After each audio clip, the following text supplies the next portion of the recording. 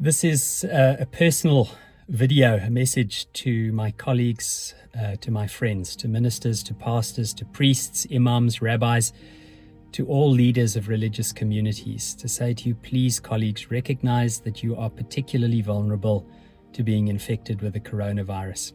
It's been desperately disconcerting over the last number of days to see how many friends in ministry, their families and congregants have fallen sick, have been infected with Covid19 and have ended up in hospital, some of them in a very serious condition. And sadly, each day I read of colleagues who have passed away because of this virus. And I want to say to you that you are particularly vulnerable to infection, and please, please, please take care of yourselves. The reason for that, of course, is because you're in a caring profession. I remember when I was a minister of a congregation that a large portion of my work was spent caring for people who were sick and suffering, and of course conducting public services like funerals and memorial services for those who have died. Now think about that for a moment. If you're conducting a funeral service for someone who has died, the likelihood of you coming into contact with a family member or friend who met with that person while they were infected is extremely high, and you are exponentially more likely to be infected than anyone else. What further compounds this problem is because, as we know, churches and ministries, and therefore their ministers, are often under-resourced.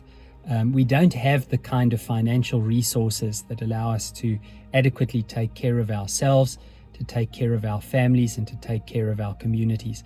Ministers often don't have the very best health care. Often we don't have the healthiest food or diets. And of course, that makes us particularly vulnerable. So colleagues, I want to say to you, please, please, please be extremely wise, be extremely cautious. I want to say to members of congregations, please love and care for those who love and care for you. Pray for your minister, pray for their family, but please also do practical things. If you're sick, please don't expect them to visit you, particularly during this time. Be at ease to know that they love you and care for you and send you a message and pray for you from their office or home.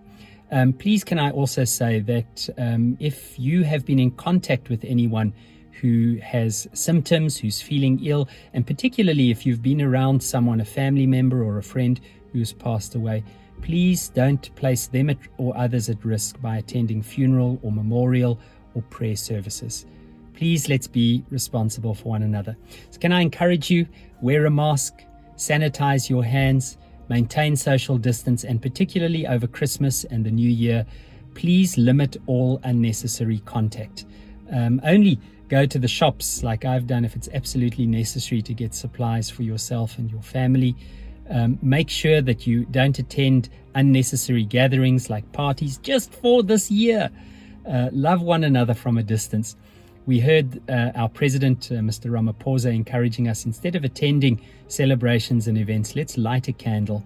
Let's give thanks for the lives of those who serve us, and let's pray for one another.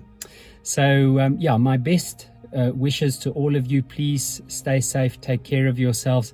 I know that this virus is not a joke. I was sick with COVID-19 earlier in the year, and being a healthy person, I suffered a great deal. Even though I have no comorbidities and am healthy, I was extremely, extremely sick. So please, please take care of yourselves, and also do so for the sake of others. So let's pray for one another and let's support one another. Thanks for watching.